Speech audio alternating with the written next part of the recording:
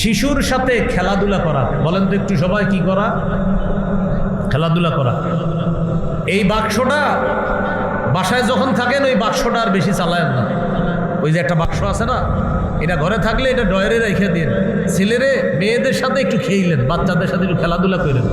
আপনি এত ব্যস্ত মানুষ, অফিস থেকে আইসা তখনও বলেন এই সারাদিন অফিসে ছিলাম, ওদেরকে একটু সামলাও তো, তুমি ব্যস্ত আছি না, আপনি অনেক ব্যস্ত।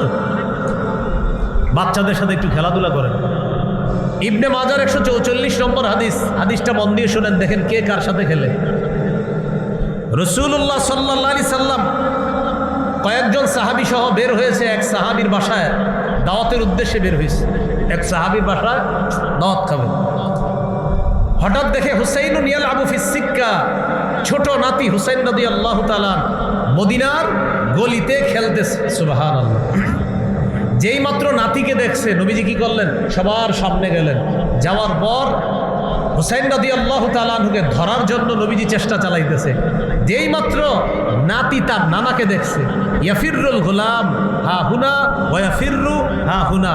হযরত হুসাইন একবার এদিকে পালায় আর একবার এদিকে পালায়।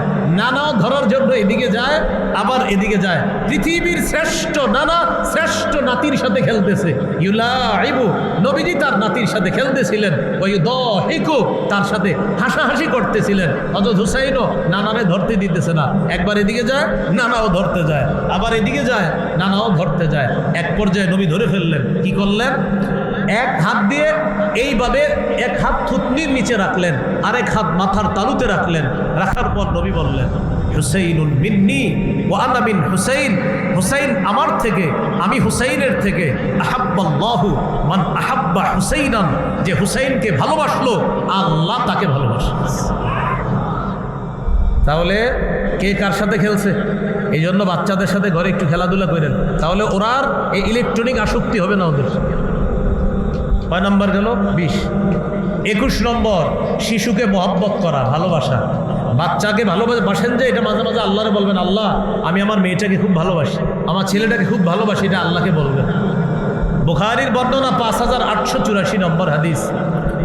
রাসূলুল্লাহ সাল্লাল্লাহু আলাইহি সাল্লাম একদিন বাজার থেকে আসলেন। আসার পর বললেন, আইনা লুকা।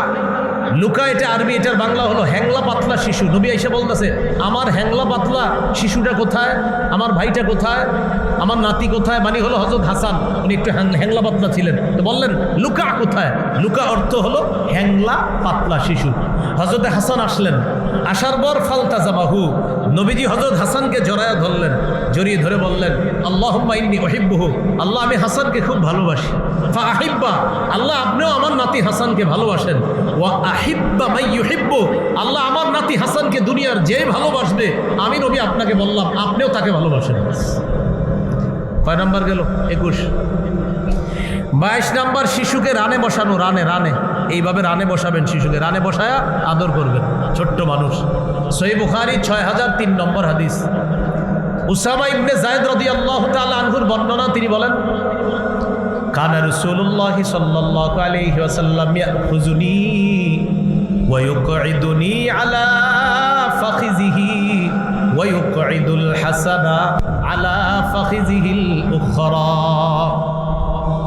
উসামা রাদিয়াল্লাহু তাআলা আনহু বলেন, নবীজি আমাকে ধইরা এক রানে বসাই দেন, আরেক নাতি হাসানকে আরেক রানে বসাই দেন। মনে রাখবেন, উসামা রাদিয়াল্লাহু তাআলা নবীজির পালক পুত্র যায়েদ বিন হারেসার ছেলে, সেই হিসাবে নবী হয় উসামার দাদা, আর হাসান রাদিয়াল্লাহু তাআলা আনহুর নানা।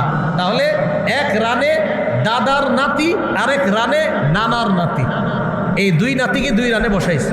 ইয়াজুম্মুহুমা, দুই নাতিকে এইভাবে জড়ায়া ধরে এবার বললেন, আল্লাহুম্মা আরহামহুমা ফাইন্নী আরহামুহুমা, আল্লাহ আমার নাতি উসামা আর হাসানকে আমি খুব মায়া করি, আল্লাহ আপনিও তাদের প্রতি মায়া করেন, দয়া করেন। আমি নবী আপনাকে বললাম আমি ওদেরকে খুব মায়া করি, আপনিও তাদেরকে মায়ার চাদরে আবদ্ধ করে দিন। কয় নাম্বার গেল? 22।